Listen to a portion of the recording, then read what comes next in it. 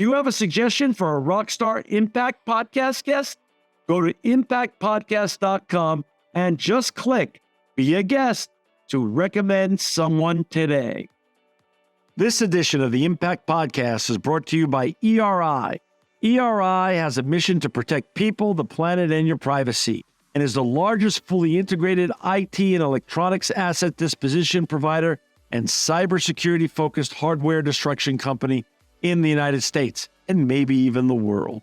For more information on how ERI can help your business properly dispose of outdated electronic hardware devices, please visit eridirect.com. This episode of the Impact Podcast is brought to you by Closed Loop Partners. Closed Loop Partners is a leading circular economy investor in the United States with an extensive network of Fortune 500 corporate investors, family offices, institutional investors, industry experts, and impact partners. Closed Loop's platform spans the arc of capital from venture capital to private equity, bridging gaps and fostering synergies to scale the circular economy. To find Closed Loop Partners, please go to www.closedlooppartners.com.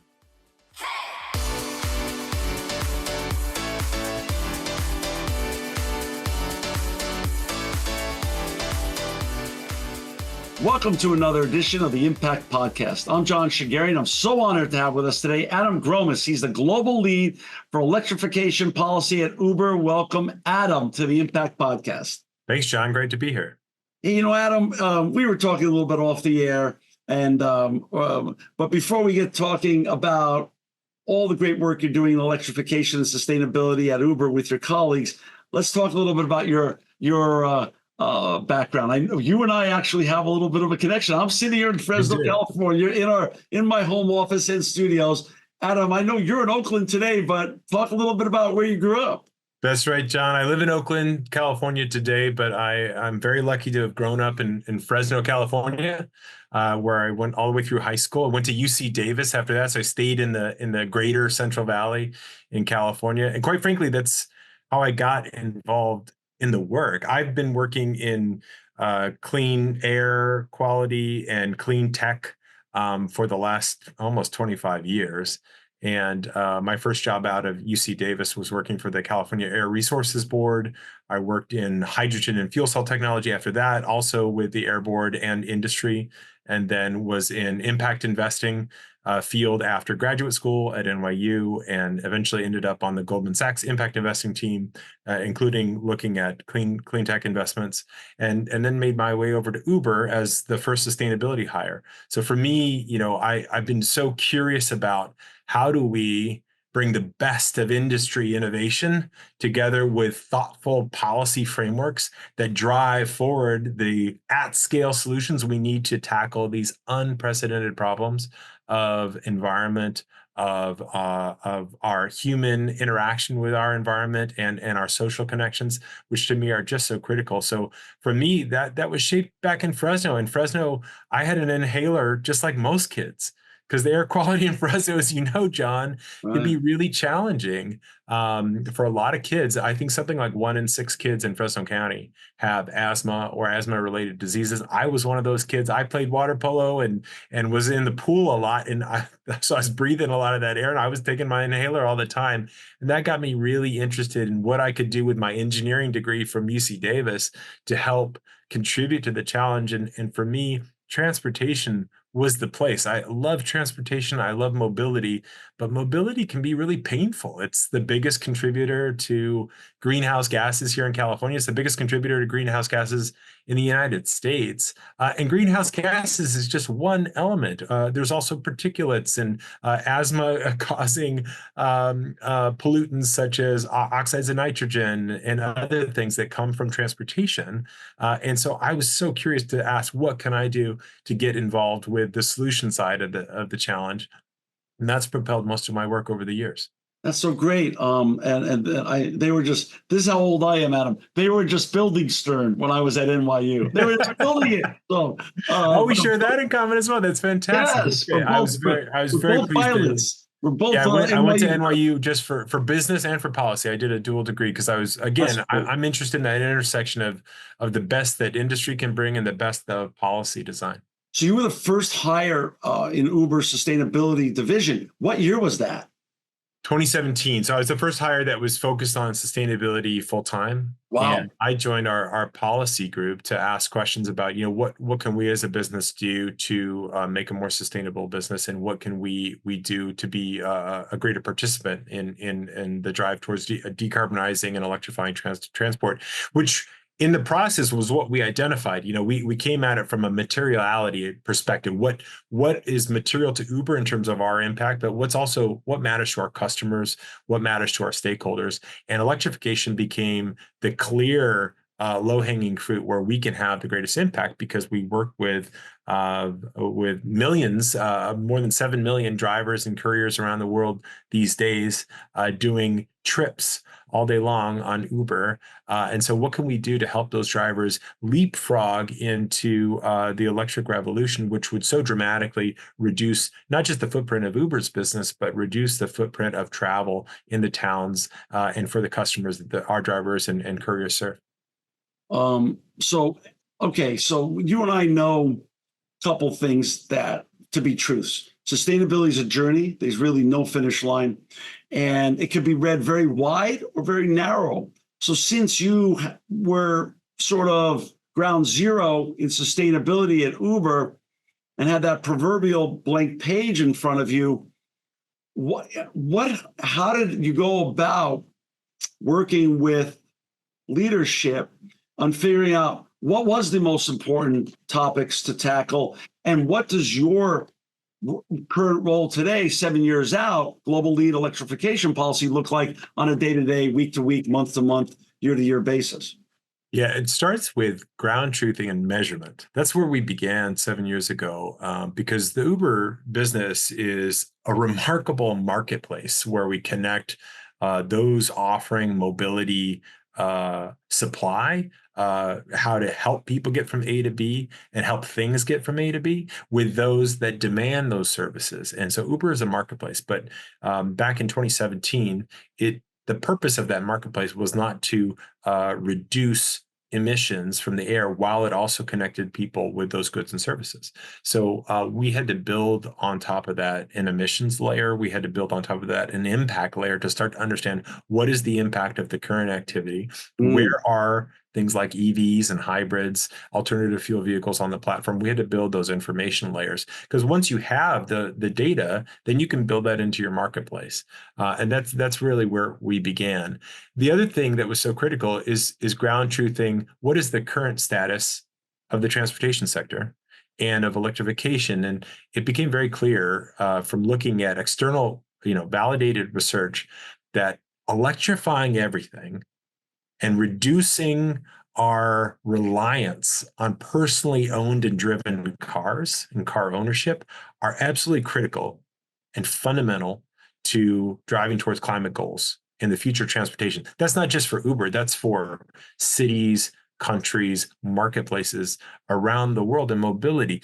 The science is very solid. Folks like UC Davis have shown this, my alma mater, that if we're going to reach a decarbonized transport system by mid-century, about 75% of that needs to come from electrifying everything.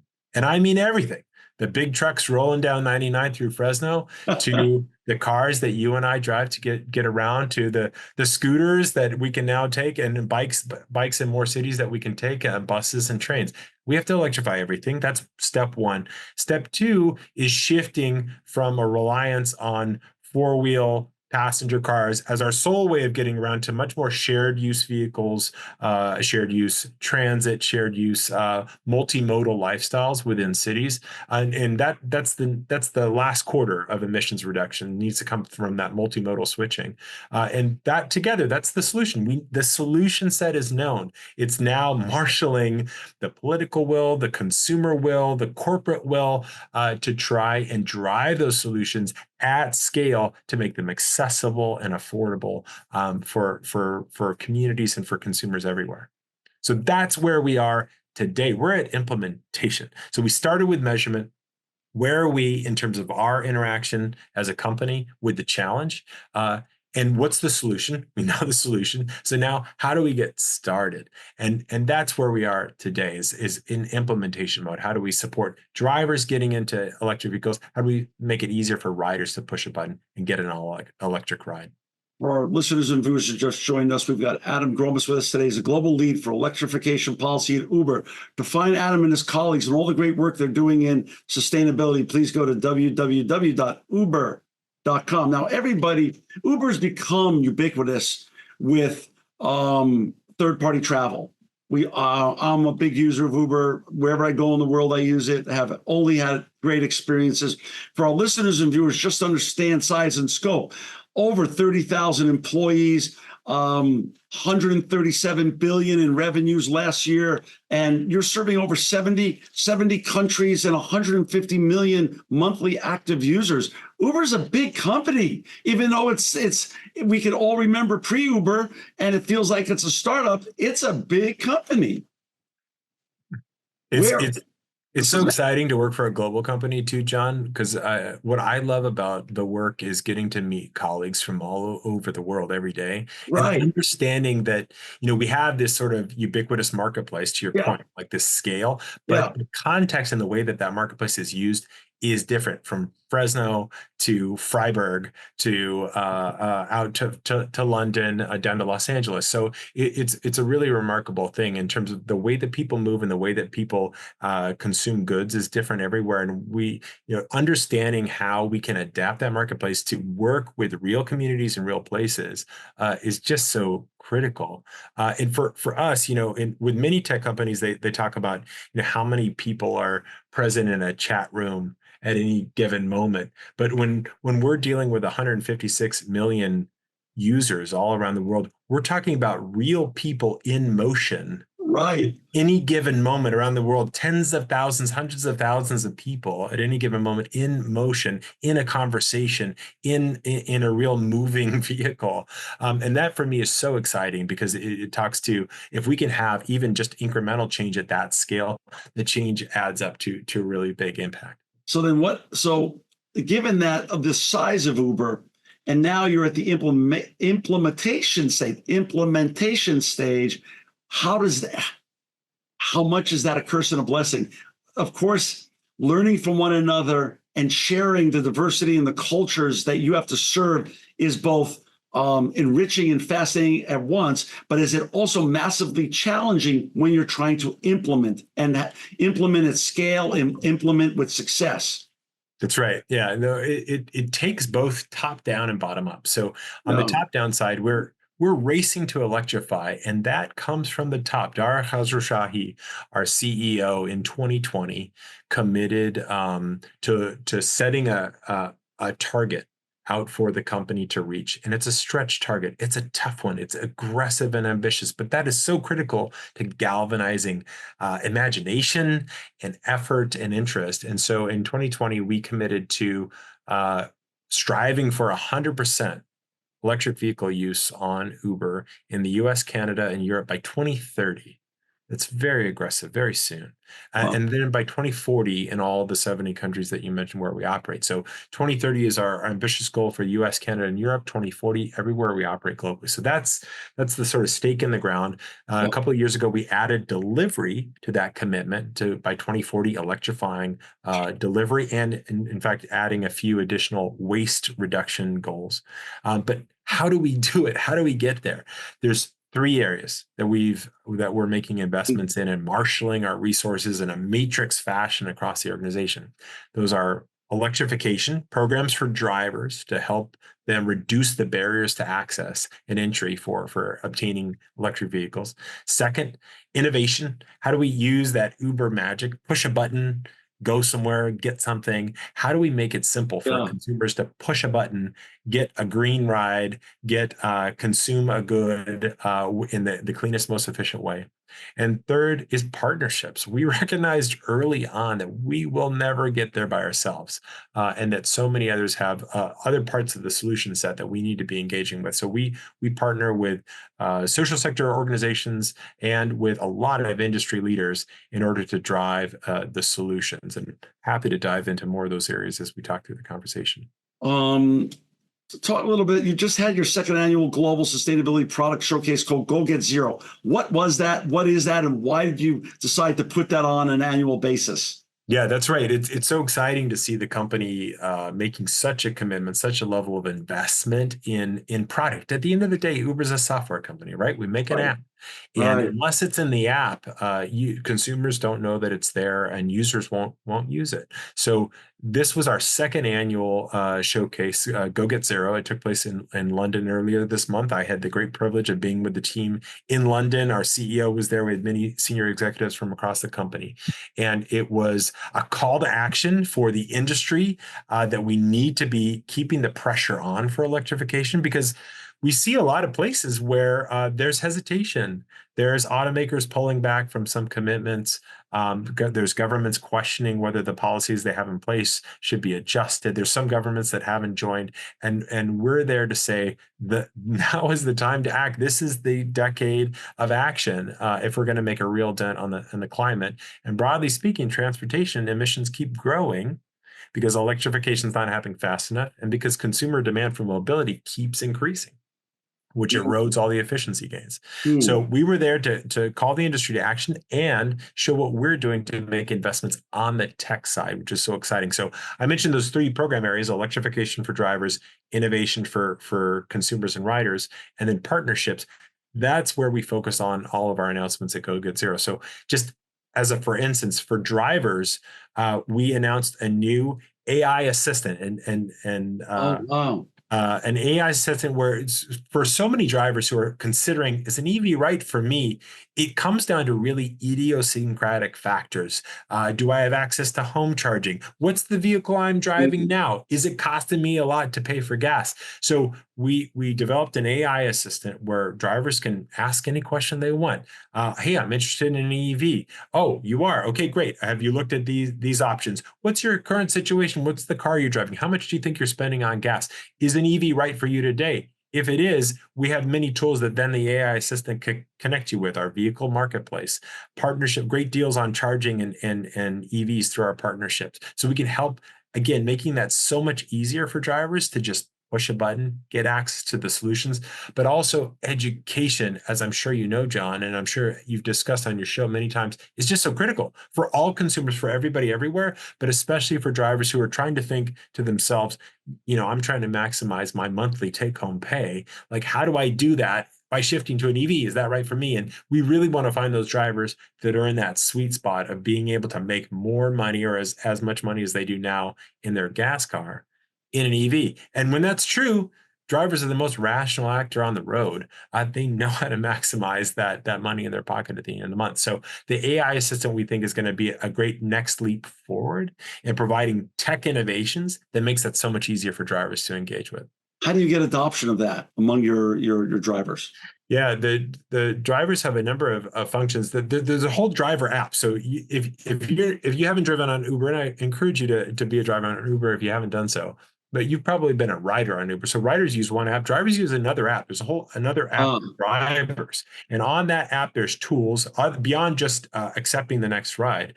We have a vehicle marketplace for drivers. We have an EV hub where you can find out more information and put in your zip code to find customized information about what incentives can I get from local and state governments that are serving my area. What are the EVs on offer at local dealerships and through partnerships that Uber's been able to broker? What do I do with charging? How do I access home charging? What are the deals that Uber can get me on charging network providers? So in that driver app is where drivers can find a lot of information. For instance, another thing that we've done is put charging into the driver map so that when drivers go on a break, if you're in an EV, you can see where is charging located. We have another feature that we announced last year called battery aware matching. If some drivers in certain makes and models can opt into letting us know their battery state of charge through their phone, and then that alters our matching algorithm to serve those rides that fit within the available battery state of charge, down to a level wow. that the driver sets, up to them in terms of what's comfortable, when to determine to drive. Again, the more we can do to relieve those pain points for drivers. When we ask drivers, what are the two biggest pain points? Number one, it's upfront cost. Number two, it's charging. So when we build features in the app for drivers, we think about how do we make it easier for drivers to access more affordable vehicles? And second, how do we make charging less of a painful experience so that it doesn't cost them the time and literal money away from offering ride service, which is what they want to be doing. So part of the innovation is the app for the driver, which is constantly being updated with more information. So That's then right. is that then cover number one, then the electrification? Is that how you then democratize the electrification of That's the? exactly right. Okay, Yeah, we got it. made a commitment to get 800 million in total resources out to drivers to again reduce those cost barriers to get into Got it. EVs and get into charging, and then that plays out through our partnerships and discounts, direct incentives from Uber. You can make more money in an EV on Uber, and then the second piece of that equation is innovation for riders. Right. EVs, electrification, green, sustainability has to be easy for people to use it. We live in Right. this consumer economy. If it's not easy, people don't do it. And so we want to make that so simple for consumers to open up the app, select Uber Green, which more and more we're changing. In fact, we announced at Go Get Zero that that's becoming an EV only product, priced the same as Uber X. Push a button, get an EV on Uber, same price as Uber X. That creates a flywheel effect because that means more demand for EV drivers. And the more demand that they have, the busier they stay, the more money that they're earning, the more drivers want to be in EVs. So we're trying to create that flywheel effect on the platform using our marketplace to send those signals to both driver side, offering the supply, and the rider side, demanding the product. We have a number of products that also help riders get into low emission or no emission rides. So Comfort Electric is another product that we launched. Comfort Electric is available in 80 something metropolitan markets around the world. These are nicer cars. Think Polestar, Cadillac Lyric, think Tesla Model S. You want a little more leg room. You want a little bit nicer experience. Consumers are willing to pay a little bit more, particularly our corporate customers who have business travel. And the Comfort Electric has always been an EV only product around the world, battery EV only around the world. We also have a number of other low emission and multimodal products, whether it's being able to book a bike or a scooter through our partners like Lime or Tembisi down in Brazil, or UberX Share, where you're going to meet a stranger on part of your journey. Both of you are going to use one car instead of two to get to the end goal and maybe have an interesting conversation about what brought you both together. That's so funny. It's so fascinating. Some marketplaces you have done wonders in. I'll give you an example. I was on a business trip earlier this year, actually twice earlier this year in Kansas City, and every Uber I got into, which was at least 2 or 3 a day, was a Tesla EV. Wow. And I thought it was like, I almost thought I was being pranked, that there was some sort of video going to come out at the end of my day, because I couldn't believe that every time I pulled up my Uber app, it was a Tesla EV, and I was like, and it was a different person, and they were all like, yeah. Everybody in this town. Did you talk to the driver? And how did you say? Did you talk to the driver? All Ask of them them. about the All EV? of them. They were all chatting about it. And they all were having the time of they said these are the greatest buy they ever did. Anecdotally, we hear from drivers, they not only do they love the EV driving experience and not having to pay for gas, but they love the comments they get from riders. We know from our data that they're more frequently tipped than non-EV drivers on the platform. We actually did a survey that we released data at the Go Get event. We did a survey in September asking riders everywhere, riders all across Uber, did you get your first ever EV experience on Uber? And 25% of riders around the world tell us that their first ever EV experience was on Uber. And for me, I started my career working in government, actually promoting EVs, taking EVs to schools across California, and educating young people. This is in the early 2000s. And we know that exposure and awareness is so critical to driving adoption down the road. And so I'm so excited to leverage this platform as a place where people get to learn and experience. Because once you're in the EV, you know that it's not just green, it's not just clean and quiet. It's a better, fundamental mobility experience. Getting from A to B in an EV is an absolute pleasure. And there's more and more new models rolling off the line. We did a pop-up exercise with Rivian, where you could order Rivian in places like Miami to test it out. Or in fact, I think we did another one with Lucid, where you could try it out in London to see what it's like. Right. This gives people just a greater exposure to the bleeding edge of automotive design and technology, which gets a lot more people in the door. A lot of folks that could care less about the emissions, quite frankly, but one can be amazed by the incredible technology that comes with EVs these days. You mentioned inside the app the ability to have a dashboard of the driver's battery usage that was left. Yeah. Talk a little bit about what is it called? The worry of potential EV buyers and users of that range anxiety.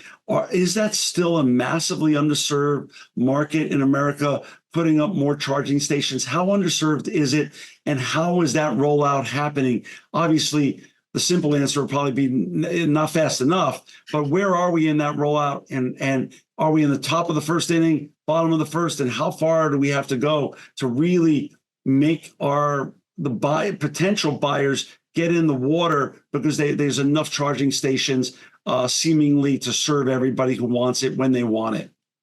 Yeah, the first thing here is that it's difficult to understate how drivers feel about charging, and drivers who are not yet in EVs tell us that charging is a number two worry, right? After cost Right, of the car, it's is the right, charging going to be there? And a lot of that right, just comes down to awareness and familiarity. right. And then drivers of EVs tell us that charging can be a pain point because the charging infrastructure is still rolling out. Many drivers who participate with us may not have access to home charging. Maybe they rent an apartment, or they live in a collective parking situation where charging is unavailable, or might be out of reach. So that's really critical. So we're very focused on charging. In fact, we're very, very pleased to have joined our team in September Rebecca Tanucci, who used to run the charging program for Tesla, which has the largest fast charging network in the world. She used to run that program for them, and now she's going to run our electrification and sustainability program at Uber. So she joined in September. So we're so pleased to have her on board. But just a couple of comments here. One, I'm a policy guy. There's more funding for charging, both from government and industry, than ever before, ever before. And so much of it is just starting to get out the door in places like the United States, United Kingdom, many cities and states in Europe, that we're going to see a lot more charging in the next 3 years. And in fact, somebody was telling me that in the last year in the UK, they put in double the chargers that so they basically they put in 100% of the charging that had been built in London in the last 10 years was put in last year. So they doubled their supply. So we're seeing that starting to happen in markets around the world. That matters. Second, for us, we're really interested in charging in cities, urban charging. That's where most travel happens. That's where most emissions happen. And so we're really interested in putting charging investments that can see a return on investment because of utilization. And that's what we bring to the equation. So we want to see more fast charging in urban areas and more home charging in areas that have historically been underserved by charging. These are areas often overrepresented by lower income households and families who live in multi-unit housing. That's where a lot of drivers who participate in our platform, working drivers, that's where they live. And if we believe that if you put clean energy tools in the hands of the people that want to use them and want to power that clean energy economy, you get a greater return on investment, both in terms of dollars through utilization and in terms of emissions benefits. In fact, UC Davis research shows that EV drivers on Uber can save up to 4 times the emissions when they switch to EVs versus a member of the general public who's a driver, because of higher utilization. So we believe that this high mileage segment of drivers, who represents a small portion of the driving community, but an outsized portion of the mileage, going to have a much bigger impact when we focus on them. The last thing I'll say here is that I'm a policy guy at the end of the day. That's what I focus a lot on. So I'm always thinking about what can we do to leverage our platform for the greater good and for thoughtful win-win policies that benefit everybody, raise all boats. So one of the initiatives that we've started doing is we take Uber data, all the trips that happen, where drivers live based on driver's license information, aggregated, of course, to reveal no one user's identifying information. And we generate a heat map. Where do we believe drivers will demand fast charging and slow charging tomorrow as we get above where we are today? We're at 10% of all miles on Uber in the US and Canada are in battery electric vehicles. That's about 5 times faster than the general public in terms of adoption. But by tomorrow in the next couple of years, we'll be at 30%, 50%, aiming for 100%. So what does that kilowatt hour demand look like in space and time? So we generate heat maps. We generate heat maps of cities around the world, and we share that data with those governments because they're making investments in that infrastructure. And we want to see that those investments get a return on investment and that they're located in areas where working drivers can use those assets and power this next generation of electric mobility revolution. So we're sharing our data with governments that are applying for federal funding. We're sharing our data with our charging partners, and we partner with charging companies around the world who are actively making those investments in new charging assets. And that's one of the things that we can do to help the chicken and egg problem of where to locate charging so that it's put in the best, highest use places. That makes so much sense. On number 3 on your list of sustainability goals, besides electrification, innovation, is partnerships. Can you talk about your recently announced Earthshot Prize partnership and how that really works, and why did you join as a founding member with all those other climate innovators? We're so pleased to be joining the Earthshot Prize. For those that haven't heard of it, this is a global prize that Prince William from the United Kingdom started a couple of years ago to try and put a call to action out to support the innovators and emerging entrepreneurs around the world who are producing environmental and climate solutions that nobody's ever heard of. And so from our standpoint, it was so critical to partner with Earthshot so that we could be bringing our size and scale to both refer new solutions that we were seeing in the field, but also to work with some of the emerging awardees of the Earthshot Prize. And so, for instance, in London a couple of weeks ago, we announced that we'll be working with a really fascinating tire company called Enzo. Enzo's out of the United Company. And tires might not be the first thing you think about when you think about environmental impact. But once you've electrified everything, tires are one of the key places where there's still a ton of pollution. An individual tire can produce something like a kilogram or so of small, fine particulate microplastic waste in the air and on the ground. Globally, tires represent something like 6 million tons of waste every year into our environment. Half of that ends up into waterways in the ocean. It's a real problem. The other thing that people don't think about with tires is that's where your efficiency of your car is partly coming from, is the resistance of the tires on the road. And so Enzo not only makes a tire with much better performing, lower pollution, lower particulate loads over the life cycle of the tire, but it's a low rolling resistance tire, which is so critical for electric vehicles to have that smooth, seamless, highest best energy use ride that is very energy efficient. And so we are so thrilled to work with Enzo, who's an Earthshot Prize winner from a couple of years ago with Earthshot Prize, so to see what we can do to leverage our scale and attract drivers to their offering, so drivers can be taking advantage of these low rolling resistance, high efficiency tires that are also reducing the load of microplastic waste into the environment. Wow. As you and I know, you said partnerships is part of your DNA. Collaborations, partnerships, why are they so important for us to, sort of race to this important issue of reducing the climate of the planet fast? Because it seems like the acceleration of climate change has happened at a much quicker pace than even the scientists had predicted. Yes. Talk a little bit about more collaborations and why that's really part of the DNA at Uber to make the greatest impact and make the greatest change that will hopefully have an everlasting beneficial effect to this planet Earth. That's so right, John. And when we announced our goals for 100% EV adoption on Uber, Dara Khosrowshahi, our CEO, uses a term, climate's a team sport.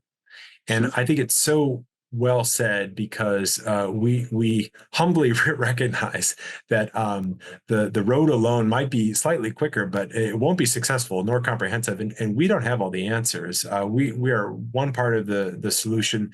We have to work with other solution providers, not just from industry, but from government as well. Like I said, my background and bias is towards how can we bring the best of government innovation and policy to create a floor, and then work with industry to raise the ceiling about what's possible. That's my hypothesis for how we tackle unprecedented problems that keep becoming more unprecedentedly big with every passing year. And so from my standpoint, it's so spot on to say, what can we do to sit at a much larger table with the coalition of the willing and the innovators that are leading the solutions for tomorrow. So Uber partners with dozens and dozens of industry leaders around the world, both on the EV supply side, automakers. We announced a partnership with BYD earlier this year to bring 100,000 additional EVs from BYD onto the platform, starting in Europe and Latin America. We partner with the charging supply side. Like I said, charging is the #2 pain point for drivers. So we want to address that. We partnered with a small startup called It's Electric. Uber made a strategic investment into It's Electric. They have a fascinating curbside charging solution that connects straight to the building adjacent, and it doesn't require utility level authorization, so you can deploy it quickly. We're really interested in that, particularly for those harder to reach dense urban areas where drivers need home charging. We partnered with another really innovative company in New York called Revel. Revel has the largest fast charging hub in New York City. It's based in Brooklyn. And we developed a first of its kind partnership with Revel to provide a utilization guarantee. So I mentioned that data that we're producing these heat maps. We put that into action, into a deal structure with Revel to say, look, as you develop charging in these areas that are hotspots for our drivers of the future switching to EVs, we will provide a utilization guarantee for what we think the use of those locations will look like. So it was an innovative way to risk share, to promote new infrastructure development. At Go Get Zero in London, just as a last example, we launched a first ever partnership between Uber, an energy company, and an automaker together. It's us, Octopus Energy, and BYD, and we'll together co-fund a charging bundle for the first 1,000 Uber drivers in the UK to get the cheapest possible charging in the whole United Kingdom. That includes a free home charger. So we're really excited to leverage our data and our scale to bring to bear what's possible from other solution providers, and ultimately deliver those solutions to our users, particularly drivers for whom the whole game is how do we lower those barriers of access and affordability to EVs and charging. Adam, every year Uber puts out an impact report or sustainability report. That's right. Yeah, we've put out an ESG report ever since 2020. We report on all three scopes of emissions: Scope 1, Scope 2, Scope 3. Scope 3 includes the emissions from trips. We also have an online dashboard that we developed early on. It's called the Climate Assessment and Performance Report, CASPER for short. It's on Uber.com, and there you can see up to quarterly updates of all the drivers using EVs on Uber around the world, all the trips that we're doing, the percentage of mileage that is transforming to EVs. In fact, today where we are is there's 182,000 active battery EV drivers on Uber globally, and in the third quarter of this year, they did more than 85 million trips in just the third quarter of this year alone. That's about 10 zero emission vehicle trips every second. which is Incredible. just staggering Yeah. scale. And like I mentioned before, in the US and Europe, drivers are converting to EVs on Uber about 5 times faster than the general public. So we're really pleased with that direction of travel. We have a long way to go to 100%, but we believe very strongly that an EV on Uber is more powerful than an EV in the general public. And we want to be doing everything we can to try and True. leverage that utilization engine and marketplace that we bring in order to propel electrification and decarbonization of the transport sector. And that ESG report lives in perpetuity up on uber.com. That's right. So talk a little bit about, you've had a fascinating background, Adam, in that, you came from the public policy side, so it's still ingrained and that's part of your DNA, but also you're on the commercial side now, and you get to have you get to actually, as you say, take the convergence of both policy and commercial needs and put them into action to make real great impacts. When looking backwards now and sharing some advice with other organizational leaders that are on their sustainability journey, what are a couple of actionable steps you would suggest to or mentor other sustainability leaders to help make the greatest impact at their organizations? Yeah, I think it starts with measurement. It starts with measurement, understanding, baselining where you are today. What impact does the climate and biodiversity have on your business? And what impact is your business having on the climate and biodiversity? And what's really critical in that is polling your consumers and the communities where you work, because the perception of your impact is as important as whatever numbers you would come up with. Early in our journey, for instance, there was some of the GHG protocol and GHG accounting types that said, technically speaking, the emissions from rides on Uber wouldn't be in your side of the balance sheet because it's a couple arms length removed from Uber's business. Drivers own the car, but we said, our consumers would never buy that, and polling reinforced that. Uber is a mobility company. We help connect you with a car going from A to B, or bring a thing to you going from B to A. And so we knew that we had to go straight for scope 3 and think of where the impact is. Then not only that, but that's an opportunity for our business in an electrifying sector. The transport sector is electrifying, whether we like it or not, and soon it will be automating as well. So if we're going to build for a shared electric and automated future and develop a marketplace and platform that is future-proof for that, we need to be anticipating where the puck goes and skating to where it goes, as they say in hockey.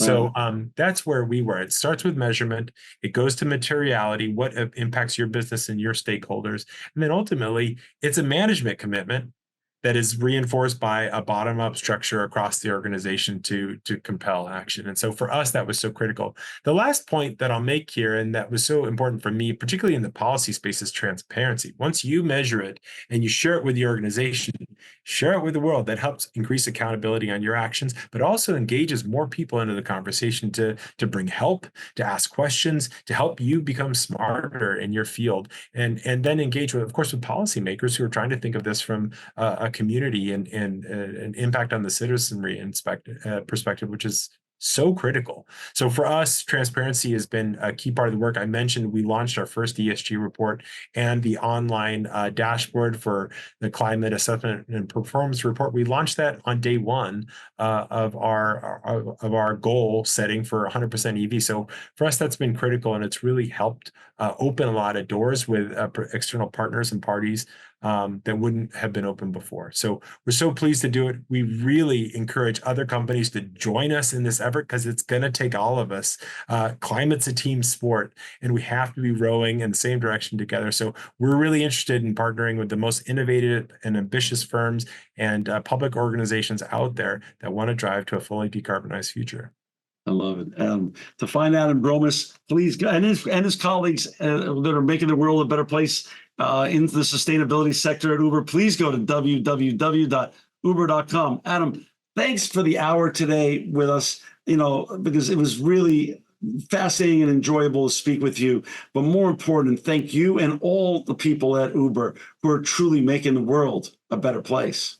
Thanks so much, John. It's been a pleasure speaking with you, and look forward to further engagements in the future.